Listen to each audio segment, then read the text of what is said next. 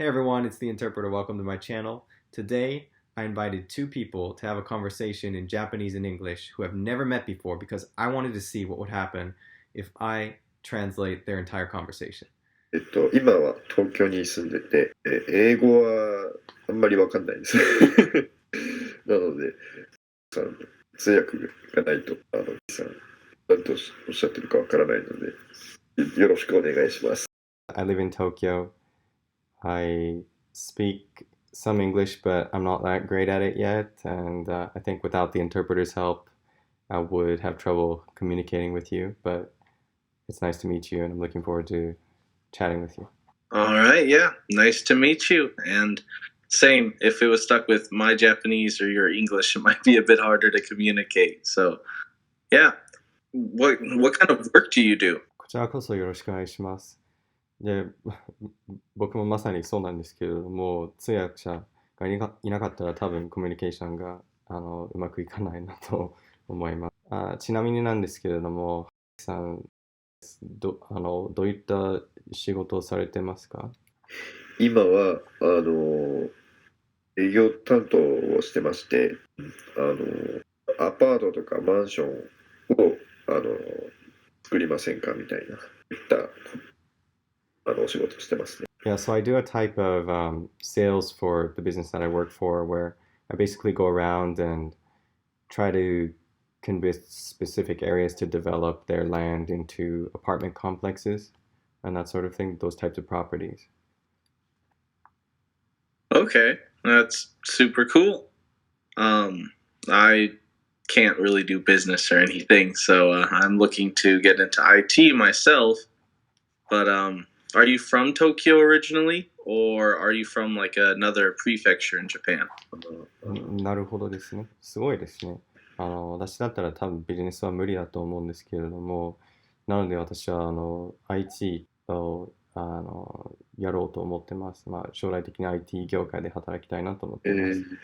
Actually, some of my favorite things are Japanese.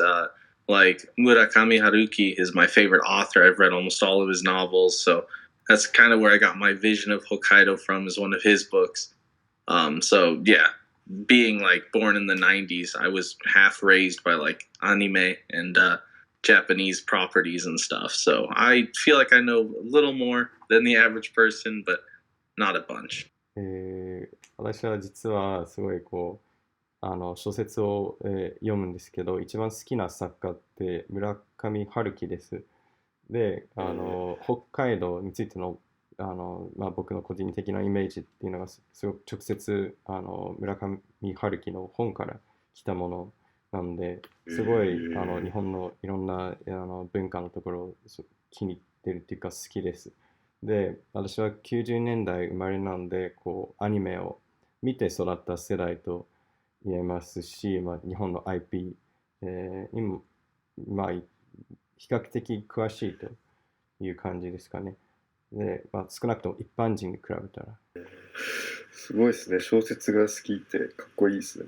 僕は村上春樹さんは読んだことがないので北海道のことはその村上春樹さんの小説で勉強されたんですね。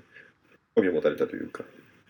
So that's really cool. Like I actually am not a big reader. I don't read much, and I don't think I've read a single book of Murakami Haruki's. And but that's cool that you kind of got this picture of what Hokkaido's like from his book.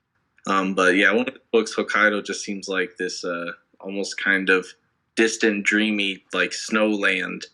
I lived in China for 5 years, and it kind of reminds me of Harbin in China, from what I've heard. Just this like icy sort of wonderland. I'm probably totally wrong, but that's just kind of the vibe I got from it. So in China, I was initially, well, the whole time I was teaching English, and I don't have a degree. そうですね。村上春樹の本を読んでいると、すごい北海道のイメージって、なんか幻想的な風景がある北部のそういうワンダーランドみたいなイメージですね。で、僕は過去5年間ぐらい中国に実は住んだことあるんですよ。その時にハルビンっていう町があるんですけれども、なんか似てるようなイメージああ、ですね。はいはいはい。そういう冬の感じとか。もともと、あの、資格を大学とかで取ったことないんですけれども、英語を教えてました。すごいな、英語の先生か。僕にも教えてほしいです。So you were teaching English? That's really cool. Like you should teach me. あの、なんていうのかな。いくつぐらいの人たちに教えられてたんですか？英語は。So I'm curious, like what was the age group? So it was a decent sized age group ranging from like even as young as like 3 years old to up to about 12 or so. So it was basically elementary or primary school level.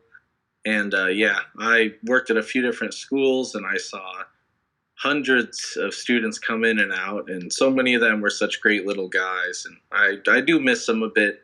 And it was so cool to be able to give them a good, authentic experience with a native English speaker. And yeah, I worked with a lot of kids, a lot of different ages, and so many of them were so cool. 結構幅広いそうでした。3歳のちっちゃい子から、12歳とか中学校の、学生までいろんな子供を教えてました。で、学校も一つだけじゃなくて、いろんな学校に回って、もうたくさんの子供にそういう形で触れたので楽しかったし、結構、すごい素敵な子もたくさんいたので、今、思うとちょっと寂しくなりますね。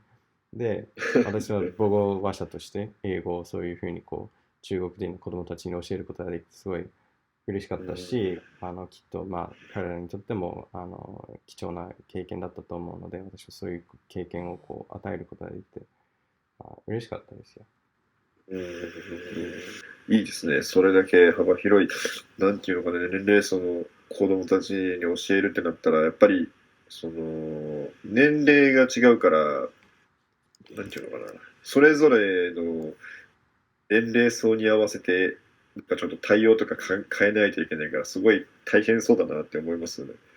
So it seems pretty tough to have to deal with all those different age groups, right? You have to kind of change, adapt your teaching style depending on like the age of the kids that you're working with. That sounds pretty challenging. Yeah, it was challenging but rewarding because there were a lot of teachers there who were just kind of teaching as an excuse to be in China and, go to the bars and stuff like that and party like a foreigner. But I actually took it pretty seriously. I'd make like these really cool, interactive, or at least very pretty PowerPoints on the computer.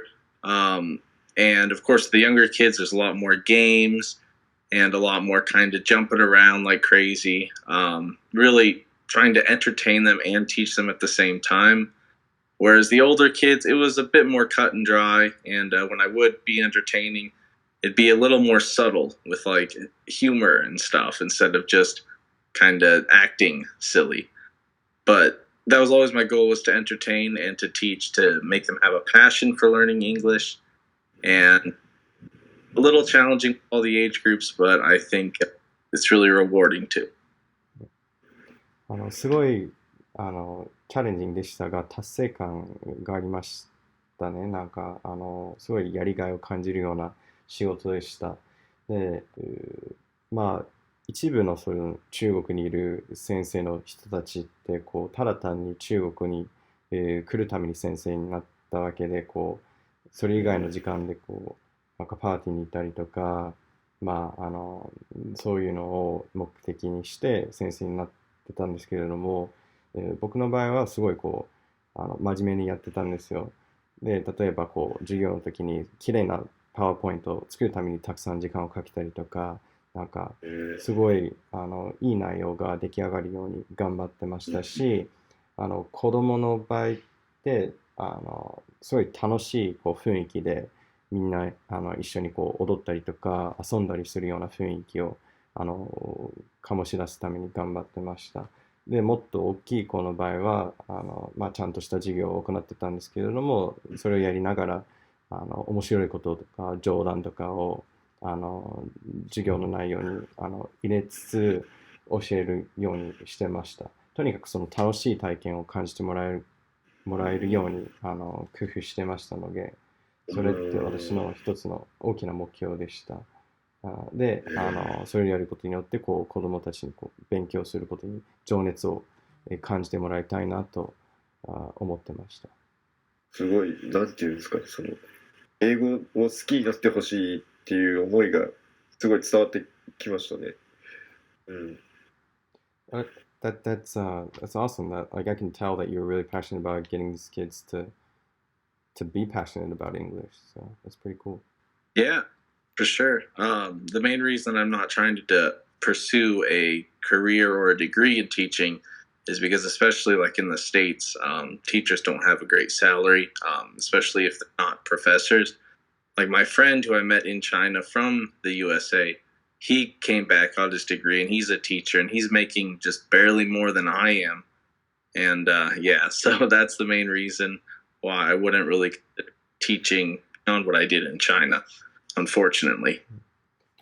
本当にそうですね。すごい経験としては良かったです。で、なぜ僕は先生にアメリカでならないかっていうと、やはりちょっと生活面で難しいと思います、正直。